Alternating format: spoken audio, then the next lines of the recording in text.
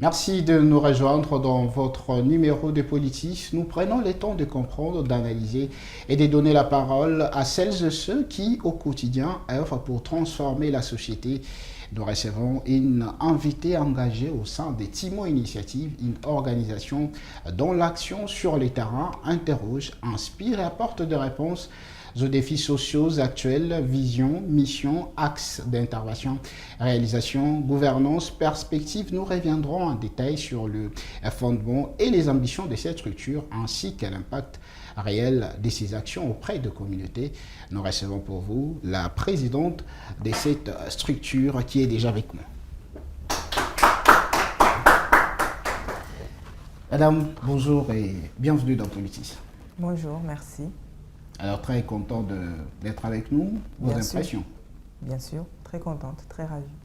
Est-ce que vous promettez que vous allez vous adresser à nombreux téléspectateurs de Politis et de votre télévision? Oui. Alors, on va parler de votre structure, Timo Initiative. Pourquoi et qu'est-ce qui a fait en sorte que cette structure puisse avoir le jour?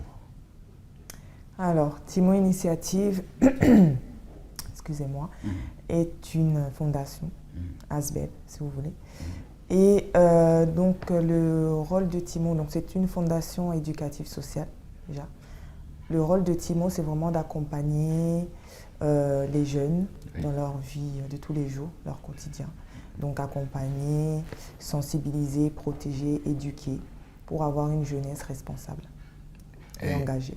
Et ce qui a fait en sorte que vous puissiez créer cette structure, l'idée vous est venue de quoi, par exemple, concrètement? Alors, l'idée m'est venue parce que je trouve que les jeunes sont quand même assez abandonnés à eux-mêmes. Ils sont souvent seuls, sans repères. Et connaissant nos familles africaines, il y a des sujets tabous. Donc nous, vraiment, Timo Initiative, c'est vraiment pour accompagner les jeunes, leur créer un espace où ils vont se sentir libres et où ils vont pouvoir échanger, parler librement. Lorsque vous dites que le jeune manque de repères, qu'est-ce qui fragilise vraiment cette jeunesse, d'après vous? Alors, ce qui fragilise la jeunesse, je dirais que c'est plutôt, ils ne savent pas où commencer, où aller, vers qui se tourner. Donc, avec les réseaux sociaux, tout ce qui nous entoure aujourd'hui, donc les jeunes ont un peu du mal à savoir où aller chercher de l'aide. Justement, comme je disais, dans la famille, à l'école, les professeurs, il y a des sujets un peu plus sensibles dont les jeunes aujourd'hui ne savent plus où aller toquer. Quel problème Timo Initiative compte à résoudre? Alors, des problèmes tels que l'harcèlement scolaire, l'harcèlement également au sein de la famille. Il y a également les violences physiques et autres. Il y a la santé mentale, notamment comme la dépression. Il y a la santé physique, le VIH. Oui. On fait pas mal de prévention concernant le VIH également. Et parmi tout ce que vous venez de relever, qu'est-ce qui vous inquiète le plus dans tout ce que vous venez d'énumérer comme problème que vous comptez résoudre? Alors, le problème, c'est que la jeunesse n'a pas vraiment accès à la santé. Donc, c'est un peu plus difficile pour eux d'aller voir un spécialiste de santé, un médecin, un psychologue et autres. Ils sont peu informés également sur ce qu'ils peuvent traverser, le changement, par exemple, de l'enfance à l'adolescence, le changement physique. Oui, c'est là où Timo Initiative veut apporter le soutien. Timo Initiative, vous êtes axé plus sur la santé ou vous avez d'autres branches que vous voulez s'atteler? Non, en fait, c'est vraiment la jeunesse en général, c'est vraiment le quotidien de la jeunesse, tous les problèmes, les défis, les désagréments de la vie que peuvent rencontrer les jeunes au cours de leur jeunesse. C'est vraiment pour faire d'eux des adultes responsables, engagés et des adultes qui vont demain changer la société. J'avais vu une de vos vidéos où vous tablez aussi sur des problématiques de filles mères. Oui, les filles mères. Pourquoi filles mères? Car elles sont plus vulnérables. Déjà, être une femme dans la société, ce n'est pas facile. Alors ça l'est moins lorsqu'on est une jeune femme, une jeune fille enceinte. ou avec un enfant. Et donc c'est vraiment pour leur dire qu'elles ne sont pas seules, elles ne sont pas rejetées, elles ne sont pas abandonnées, d'accord, et que la vie continue, ce n'est pas la fin. Avoir un enfant jeune ne veut pas dire que la vie est terminée, que c'est fini, non, au contraire. Il faut se battre 2 fois plus parce qu'il y a l'enfant et non pas voilà, se fier au jugement des autres. Alors, on va ouvrir une petite parenthèse, on va parler de l'enseignement de l'éducation, le ministère de l'Éducation nationale. Il avait fait signer un document où ça permettait qu'on puisse retrouver de filles enceintes dans les établissements. Vous soutenez cette initiative ou, Bien sûr. Ou vous pensez que non, c'est pas une bonne chose? Tout ce qui peut aider la jeunesse, pour moi, c'est une bonne chose. Je soutiens à 100%. Vous soutenez à 100%. Et que dites-vous de ceux-là qui estiment que c'est à l'encontre de nos coutumes? Il semble que c'est une décision émanant de l'extérieur. Que dites-vous par rapport à ça? Alors je dirais que justement c'est ça qu'on veut. On veut un peu changer la manière de voir les choses. Bien sûr, on ne dit pas aux jeunes filles qu'il faut aller tomber enceinte. Mais quand c'est déjà arrivé, il faut les aider et non pas les juger pour ne pas que ça arrive encore une deuxième, une troisième fois. Donc c'est vraiment, c'est pas parce que c'est arrivé, oui, c'est pas bien. Oui, il faut s'abstenir. Effectivement, il faut continuer les études, il faut aller vers ses objectifs. Mais quand ça arrive, ces filles-là ne doivent pas être abandonnées non plus. Comment Timo Initiative aide la jeunesse? On les aide moralement. Donc on va vers eux, on va plutôt vers la jeunesse. On part les chercher un peu partout, on peut les trouver dans les écoles, dans les quartiers, dans les familles bien sûr. On les aide financièrement à retrouver de l'emploi ou formation ou autre, tout ce qui est possible pour eux pour pouvoir continuer leur chemin. Et quelles sont les relations que vous entretenez avec quelques écoles de la place ici à Kinshasa et pourquoi pas en République démocratique du Congo, puisque la formation, on ne peut pas parler de la formation sans épingler les écoles. Bien sûr. Alors pour l'instant, donc je suis en contact avec l'école de Moampa. D'accord. Là, c'est des jeunes élèves. Pour les jeunes filles que j'ai rencontrées à Pakadjouma, donc les jeunes filles mères, là, c'est plutôt en fait, on est en train de mettre en place un moyen pour eux, professionnellement parlant. On est en train de mettre en place un moyen pour eux pour pouvoir. Après, il y a plusieurs structures, il n'y a pas que les écoles, il y a des centres de formation qui ouvrent et qui acceptent de recevoir ces filles-là pour les aider. Donc, on est en contact avec eux, on essaie un peu de voir, en sachant que Timo Initiative, on vient de débuter. Donc, on est encore vraiment au début. Vous étiez à Pakadjouma? Oui. Quel est le constat que vous avez établi en étant à Pakadjouma, à parler de filles mères? Quel constat vous dégagez de votre passage au niveau de Pakadjouma? Alors c'était important pour moi d'y descendre, d'y être, de voir un peu la vie, comment vivent ces jeunes à Pakadjouma. Donc c'est vraiment pas une vie facile. Donc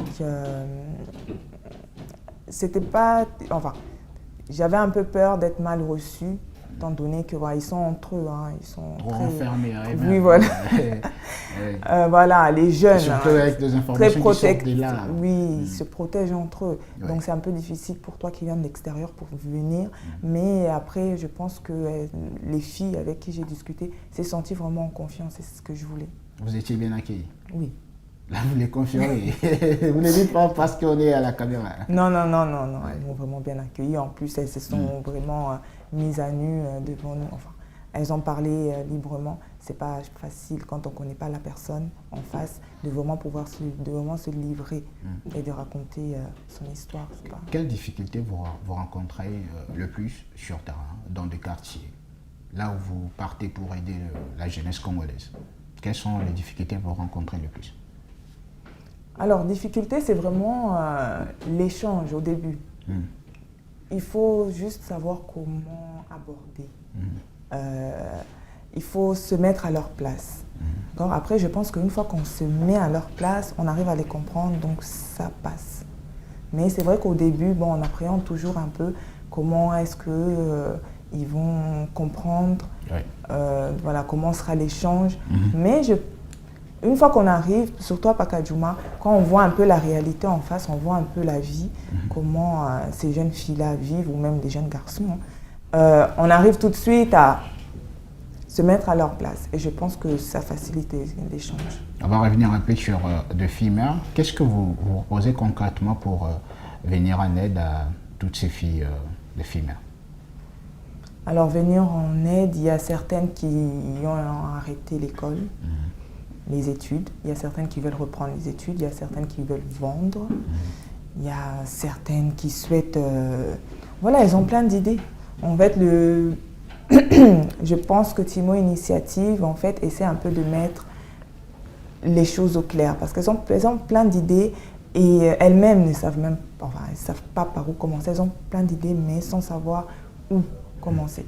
Et donc, nous, en fait, on leur apporte déjà pour commencer l'aide psychologique.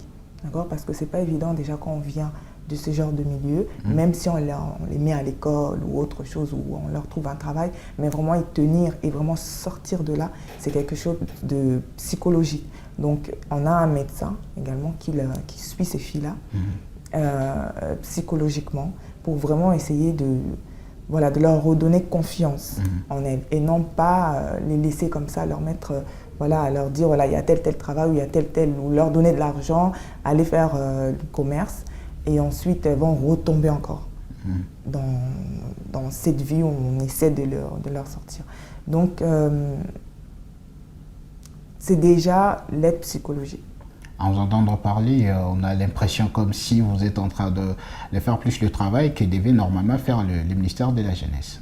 Bien sûr, tout à l'heure, on va parler des partenaires. Et déjà, d'emblée, quelles sont les relations que vous entretenez avec les ministères de la Jeunesse? Est-ce de portes sont ouvertes pour des rencontres éventuelles avec la ministre ou il n'y a pas de contact? Alors, comme je disais tout à l'heure, Timo Initiative, on vient vraiment de débuter. Je ne suis pas en train de faire le travail du ministre de la Jeunesse. Je pense qu'elle fait très bien son travail. Et si le président l'a nommée, c'est que, elle est compétente. Oui, j'aimerais bien qu'on puisse travailler ensemble, proposer aussi nos idées. Et je pense que c'est quelque chose qui se fera sur le long terme. Et sur de FIMER, quels sont les témoignages qui reviennent le plus souvent? Les témoignages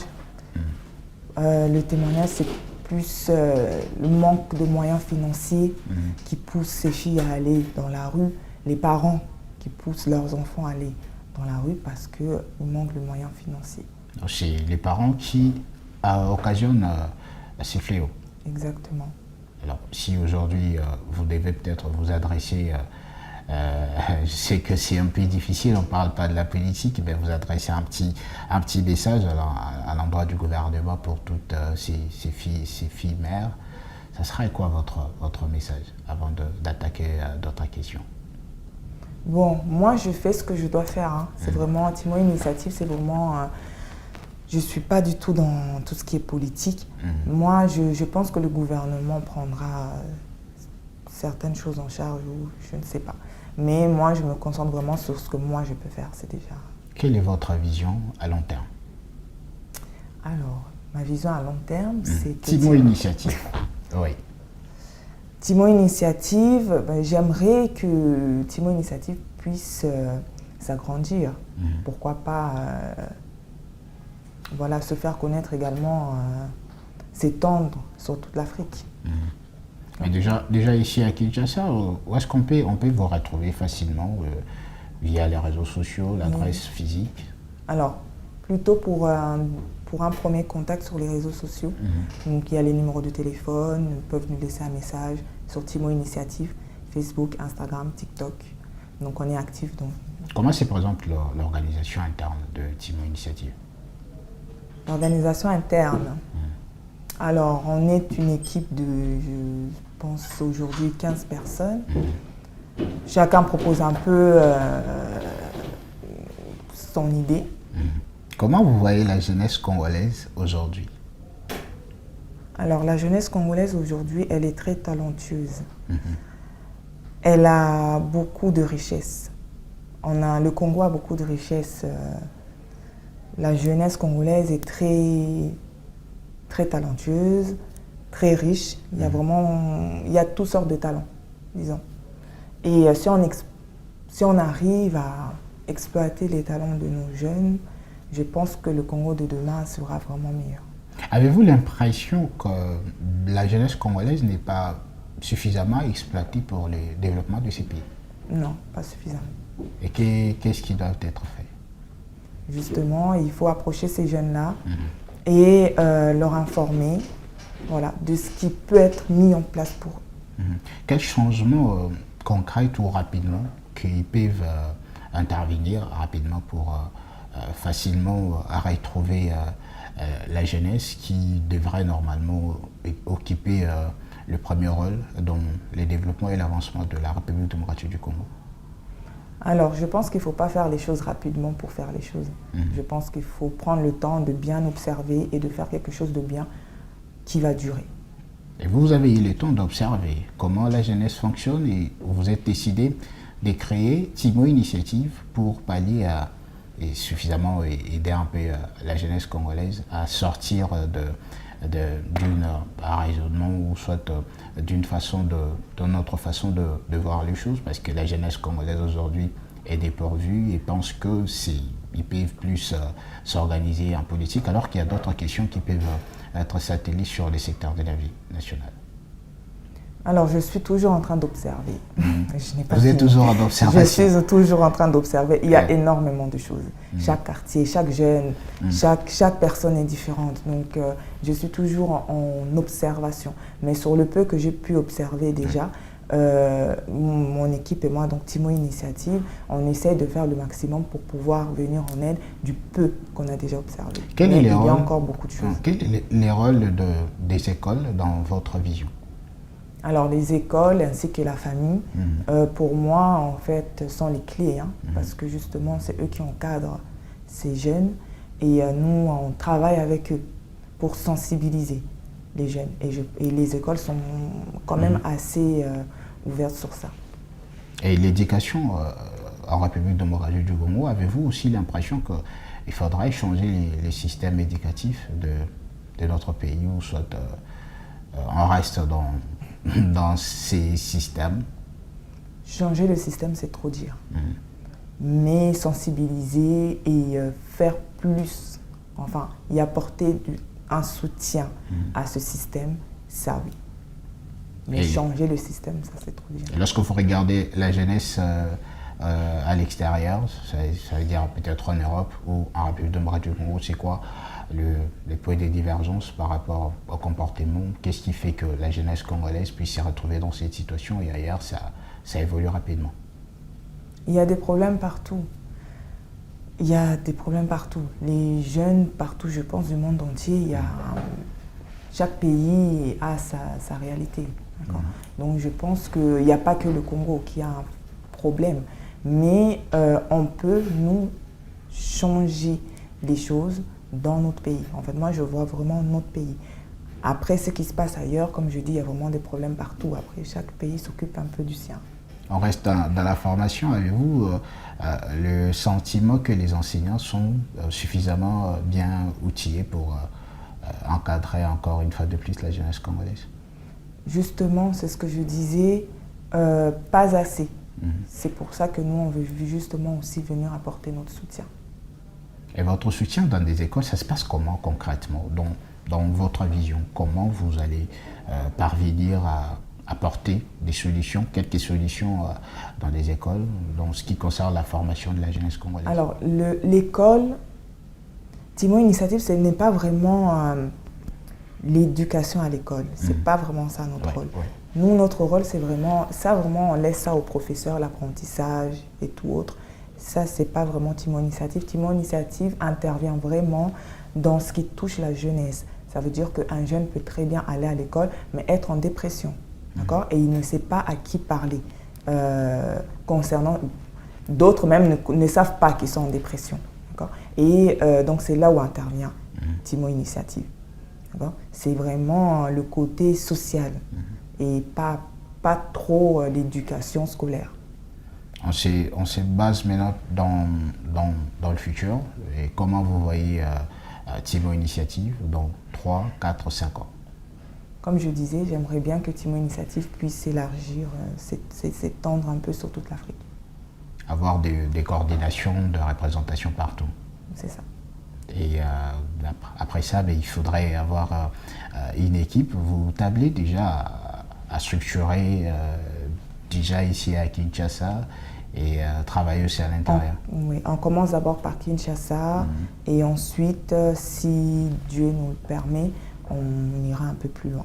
Déjà, donc, ce sont des projets. Déjà, vous avez dit que vous êtes encore au début, mais si vous avez demandé de pouvoir vous coter vous-même, je sais que ça sera un peu difficile, mais déjà, comment est-ce que vous voyez le résultat à court terme déjà? Alors, pour bien moi, que c'est le début. Oui, oui.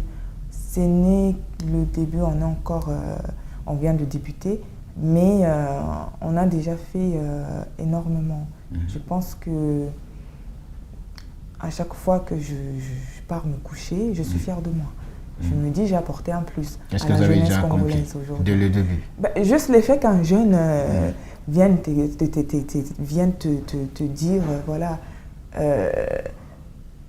j'ai été touchée parce que vous avez dit, j'ai été touchée par ci, j'ai été touchée par ça, c'est déjà un plus. Ça veut dire que le message passe. Et c'est ça que... Et déjà même le fait de venir dans la politique, c'est déjà quelque chose à encourager. Exactement. Ça veut déjà dire que mon travail est quand même intéressant. Bien que je n'ai pas encore la note. J'attends toujours la note. Vous cotez combien sur 10 par exemple? Ah, sur 10, Timo Initiative. Ah, là, si je pouvais me noter, disons 8. 8 sur 10. Et comment ces jeunes-là qui viennent qui commencent déjà à venir vers Timo Initiative, pensez-vous que c'est la bonne chose ou soit que la jeunesse qui vient vers Timo Initiative pense déjà au lendemain ou soit s'inquiète plus du présent que du futur? Ils s'inquiètent plus du futur. Je pense que le jeune aujourd'hui s'inquiète plus de ce qu'il va devenir. Parce que quand il pense à ce qu'il est et quand il voit par exemple le Congo et tout ce qui se passe, je pense que le jeune aujourd'hui a peur. Et donc Timo Initiative essaye un peu de dire à ce jeune qui a peur, qui se réveille angoissé parce qu'il se dit, voilà, je pars à l'école, mais est-ce que demain je vais trouver un emploi ou est-ce que demain voilà, je vais pouvoir atteindre mes objectifs, mes rêves. Donc Timo Initiative justement est là pour dire que tout est possible. Qui est derrière Timo Initiative? Alors pour l'instant, Timo Initiative se bat un peu seul. Et comme je disais, ce n'est que le début. Donc pour l'instant, on essaie déjà de commencer. Il faut d'abord commencer. Et ensuite, une fois qu'on commence, ça viendra tout naturellement. Et vous êtes déjà en train de créer des ponts avec des partenaires parce que vous entendre parler, votre mission est vraiment vaste. Vous avez des ambitions pour aider la jeunesse congolaise et vous tablez déjà sur quelques potentiels partenaires. Oui. C'est des projets. Des projets à long terme ou à court terme? Long terme, bien sûr. Alors, Timo Initiative, déjà, il y a une question que j'avais peut-être oubliée au départ. Timo Initiative, Timo. Oui. Pourquoi pas mon nom? Vous avez choisi votre nom. Alors, pourquoi Timo? Oui. Alors, Timo signifie honorer Dieu. Et moi, je suis croyante. Donc, pour moi, honorer Dieu, c'est très essentiel. Et en créant Timo Initiative, c'est un moyen pour moi d'honorer mon Dieu. Voilà pourquoi j'ai choisi ce nom. Et comment on peut vous soutenir, le public? Comment le public peut vous soutenir? Bon, ils peuvent nous soutenir en nous contactant, que ce soit financièrement ou juste avec des propositions, des idées. Voilà, on prend tout. Hein. Il y a déjà un numéro opérationnel pour Timo Initiative? Oui, oui, ce numéro est sur nos réseaux. Ah, sur les réseaux sociaux. Vous avez l'adresse Gmail où on peut aussi vous envoyer des mails? Oui. Même ça aussi, c'est sur les réseaux? on est en train déjà de chuter petit à petit, un petit message à l'endroit de la jeunesse congolaise. Vous regardez votre caméra qui est juste en face de vous. Alors, ce que j'aimerais dire à la jeunesse congolaise, c'est que tant que Dieu vous prête vie, ça veut dire que vous êtes important. Et le chemin est pas toujours facile, mais il faut tenir bon. Donc, on est ensemble et moi, je crois en vous. Qu'est-ce que vous avez voulu dire et vous n'avez pas dit ici sur ce plateau? Je pense qu'on a fait le tour. Vraiment, vos impressions par rapport à l'émission, au politisme, vos impressions? J'ai beaucoup apprécié. J'ai beaucoup apprécié. Je suis très contente. Je pense que je reviendrai.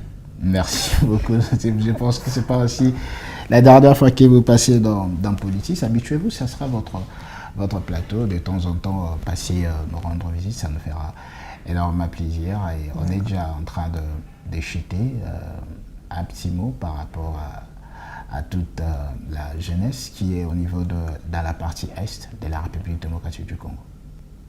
Oui, ça c'est encore plus délicat. Un petit mot. Un petit mot de réconfort. Ce côté-là, c'est trop délicat. D'accord, je comprends que vous n'avez pas... Est-ce que vous avez des ambitions politiques ou vous en avez pas? Non. Non. À l'émission enregistrée. Non, pour l'instant, je me concentre vraiment sur la jeunesse. Et on verra plus tard. Ouais, on a été en train de chuter, mais il y a une dernière partie de l'émission. C'était une surprise. Je n'avais pas voulu vous dire ça bien avant. C'est une partie consacrée au carton rouge. Ah. Vous allez vous comporter en arbitre.